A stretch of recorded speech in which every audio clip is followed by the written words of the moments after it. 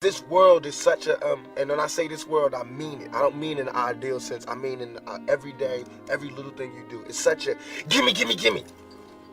Everybody back off. You know, everybody's like, you taught that from school, everywhere. Big business, you want to be successful, you want to be like Trump, gimme, gimme, gimme, push, push, push, push, step, step, step, crush, crush, crush. That's how it all is, and it's like, nobody ever stopped. Just, you know, I feel like, instead of us just being like, slavery's bad, slavery's down, bad whitey, bad whitey.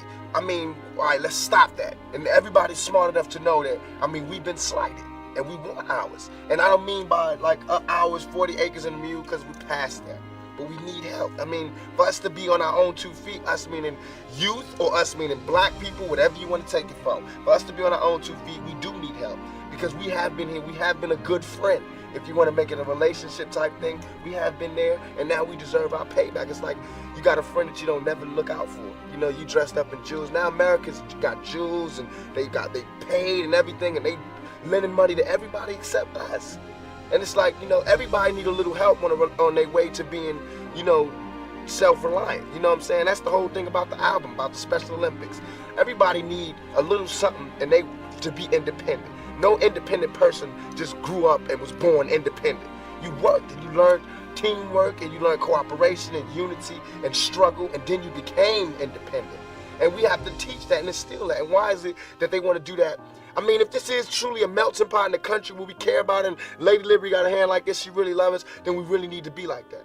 And it needs to be the black kids. And if there's a white person who got money, then you need to help him. He need to help black kids, Mexican kids, Korean kids, whatever. But it needs to be real. And it need to be before we all die, and then you say, oh, I made a mistake. We should have gave them some money. We really should have helped these folks. It's going to be too late. You know what I'm saying? And then that's when you got to pay your own karma. And that's when God make you punish. When God punishes you. Because I feel like, you know, it's too much money here. I mean, nobody should be hitting lotto for 36 million and we got people starving in the streets. That is not idealistic, that's just real. That is just stupid. There's no way Michael Jackson should have, or whoever Jackson, should have $1 million, $1 billion, and then there's people starving. There's no way. There's no way that these people should own planes and their people don't have houses, apartments, shacks, drawers, pants.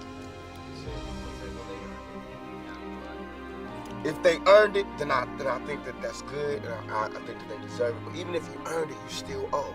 Because look at me, I don't have that mega money, but I feel guilty walking by somebody. I got to give them some mail. And if I know I got $3,000 in my pocket, I feel like it's wrong to give that person a quarter or a dollar. It's wrong. Only you know what you got in your pocket, and that's wrong. No matter what they do, if they take it and drink it, they take it and drink it. But I mean, you got. You understand? And we all know how hard it is, and it's not about if you good or you bad. So since it's not about if you good or you bad, we know that because he don't got don't mean he was bad. Or don't mean he's a criminal, or don't mean he's crazy, or a drug addict, or none of that. It just means he don't got. And ain't it bad that you got 30? I mean, can you imagine somebody having $32 million? $32 million. And this person has nothing, and you can sleep. You can still go to the movies about, I mean, and then these are the type of people that get humanitarian awards. Millionaires. How can they be humanitarians? By the fact that they millionaires and there's so many poor people shows how unhumane they are. You know what I'm saying? And that bugs me. Not saying that when I'm never gonna be rich and you know what I'm saying? But I'm saying it's a struggle, and I think everybody deserves it. And I think there's a way to pay these people. I think there is a way. It just takes to be revolutionary, and it takes to do something out of the ordinary. You know what I'm saying? Like, I think that if we just said, okay, I got an idea. No more porno buildings, you know what I'm saying? Let's build houses. Or no more polo games. Let's build houses for poor people. You know what I'm saying? Or look, okay, I know you're rich. I know you got $40 billion, but can you just keep it to one house? You only need one house. And if you only got 2 kids, can you just keep it to 2 rooms? I mean, why have 52 rooms and you know there's somebody with no room? It just don't make sense to me. It don't. And then these people celebrate Christmas. They got big trees, huge trees, all the little trimmings. Everybody got gifts, and then somebody's starving. And they're having a white Christmas. They're having a great Christmas, eggnog and the whole nine. That's not fair to me.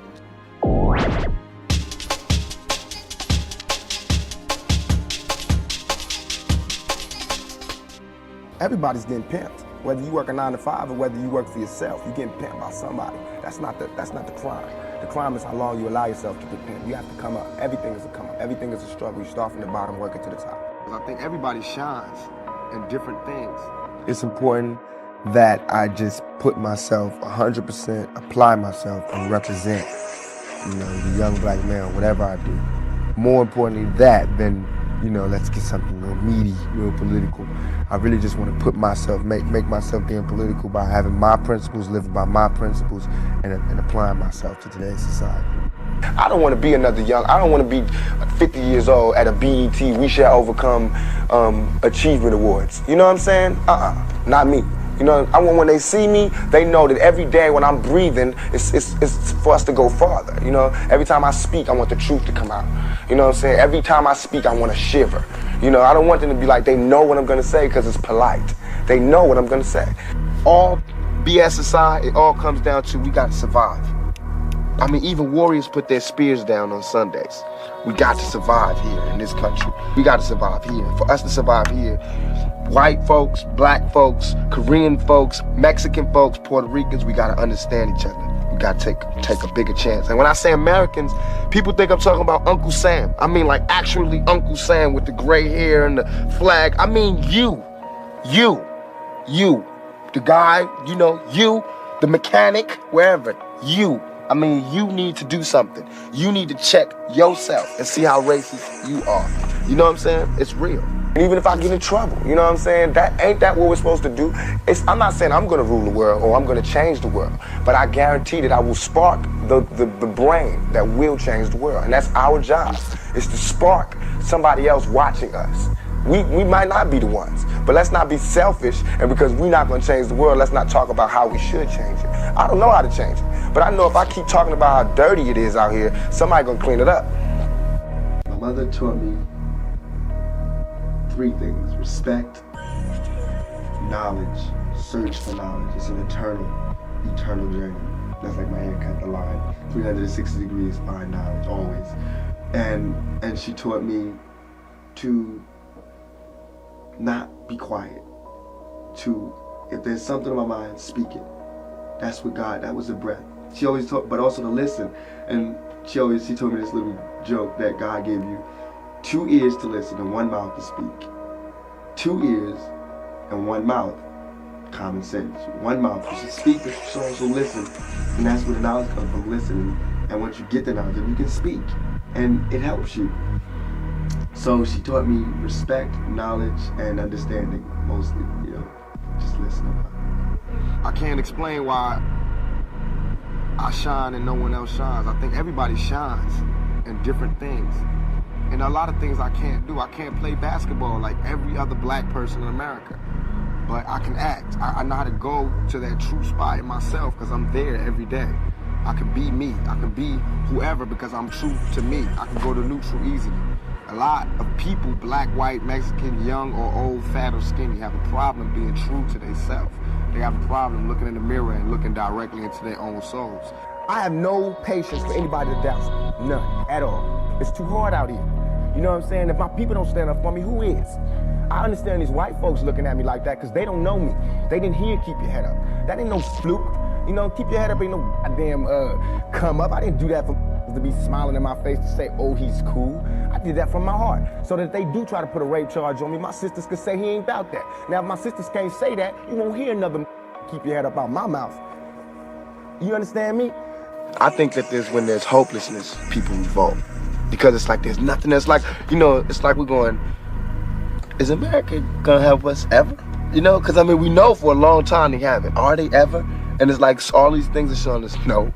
And there's somebody going, no, they're not gonna help you. No, they're not gonna help you. And then of course, we seeing, no, they're not helping us.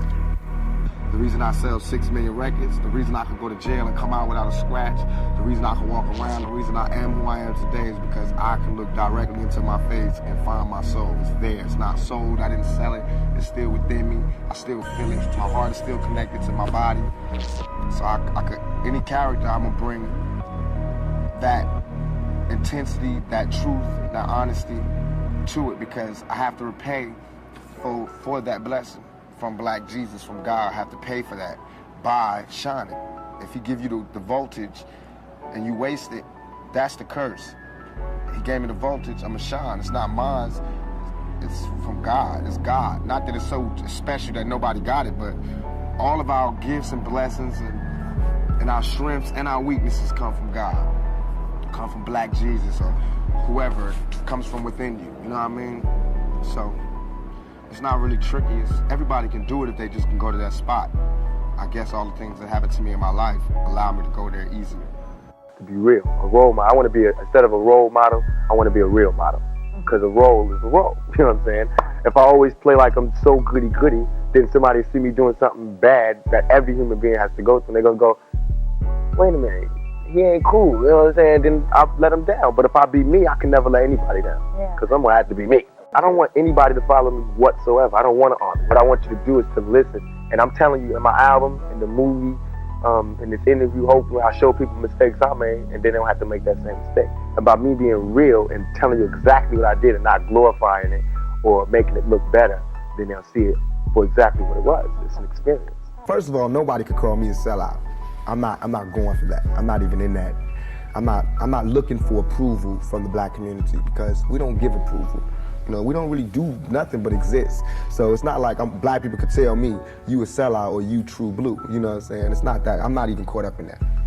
But I can see that, you know what I'm saying, the one thing we do have in common as Black people is we share that poverty. So the thug side is more closer to the poverty than me being rich. You know, how can I come to any community center, you know what I'm saying, sporting a Rolex Presidential, all these diamonds, and be like, look, we, you know what I'm saying, gotta. But now, when I say we, they know what I mean. I'm not saying like I live in this neighborhood and nothing, but I'm a thug, and they thugs. They can relate to it. I don't even have to say that, you know what I'm saying? When I come, I don't have to say I'm real.